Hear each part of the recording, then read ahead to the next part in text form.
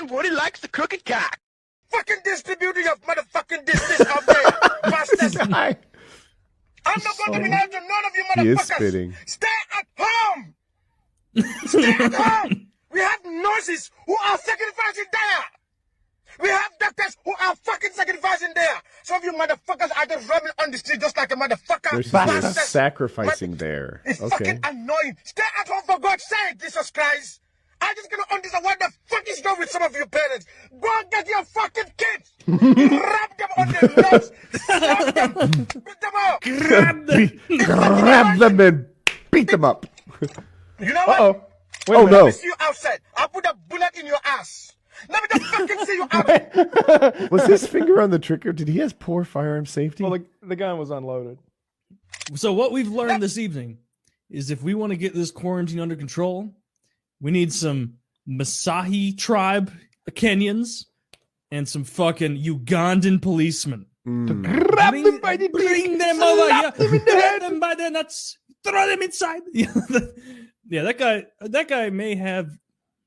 I don't know. He didn't actually smack anyone. I'm still giving it to the tribesmen going around whipping people. He's still cool guy of the week, but this guy's coming close. Still like the dad whipping the pedophile's ass. That's good, but just the sheer shock of those Kenyans getting smacked was hilarious. I'm a big fan of the guy who threw the sex party during the pandemic quarantine. Wow, we are split. A three-way split. Leave a comment below with who is the actual cool guy of the week. Is it the pedophile beater-upper? Is it the Ugandan policeman? Is it the Maasai tribe? Is it, what did you say again, Kyle? What was your suggestion? His cool was the pedophile pedophile beater. Oh, pedophile whipper. Mine was the guy who threw the sex party with the two prostitutes in the sex party guy. That's who it is. Yeah, Kyle Walker. I got some Patreon questions. Oh my God. Yeah. You want to ask us some of these questions? It's $10 a month. Just sign up below. We try to get to as many of them as possible, at least the good ones. Along with video PKN and early sports and much more. Kyle, what do you got? Some of you have learning disabilities, but I'll that's suck your dick. Will you? Sure. This one's for Kyle. As a complete stoner myself, I'm curious. What your preferred way to burn was? I like the lingo. I'm a joint man myself. Definitely concentrate, right? Like definitely concentrate, like wax or shatter or something like that, off like a titanium nail with a nice percolating bubbler to cool everything off. Maybe throw some ice in there. It's nice if it's 24, 27 inches long, something like that, because it is so harsh. Joints, man. If you're smoking a lot of joints a day, you're gonna be coughing so much. That's so much like actual like paper being burnt and plant matter being burnt, like going into your lungs. That wouldn't be for me. Like I don't even like joints, period, because they can be a little harsh. Blunts are even worse, even more harsh in my opinion. Like I'm not opposed to either of those things, but if I was gonna like take a hit and be like, oh, I'm a little stoned now, but if you're talking about being like an all-day stoner, that's kind of how you described yourself. I can't imagine being like that with joints. Whereas with wax, it's like I feel like you're doing less damage to get more high, if that makes sense. Like probably not good to put anything superheated into your lungs. It definitely isn't.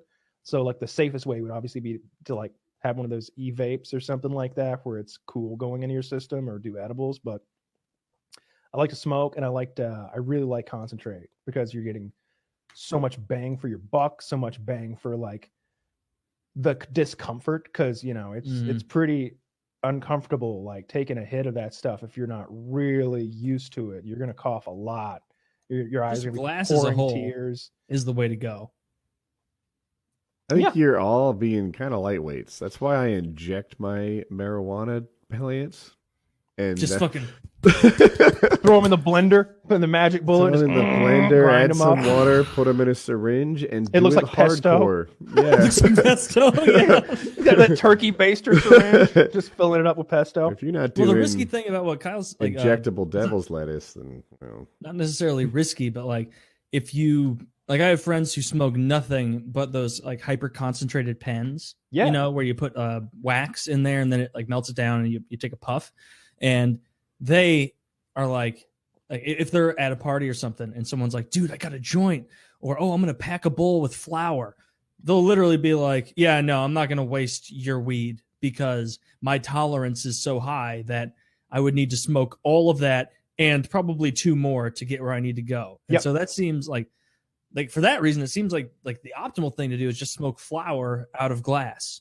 Like I keep disagree. your tolerance with it. I don't know. You know more than I do. Well, it depends on what you're going to smoke, right? Like it depends on the level, how much you're going to smoke, because you do build a tolerance. It's most economical to be taking tolerance breaks for one thing. At least, maybe every 2 weeks, take at least 3 or 4 days off or something like that to kind of keep your tolerance in check. Maybe every month, take a week or 2 off, and you'd really be saving some money. But I don't know. It would. You nailed it. What you said with but the same's true with the flower. Like if you just keep smoking more and more and more flower, you can get to the point where you need to smoke the entire bowl and then 2 bowls back to back and then 3 bowls back to back. And it's like, well, shit, 3 bowls back to back doesn't do it. I'm just coughing my lungs up, but I'm not even that stoned really.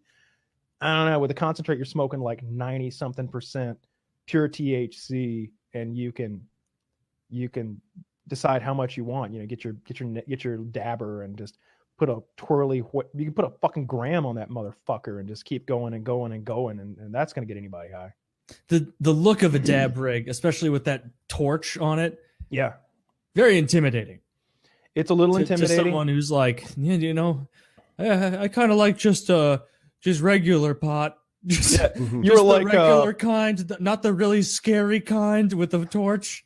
I pulled out the apparatus, and Taylor's like, well, could you help me do this? I'm like, yeah, I'll do the hard part.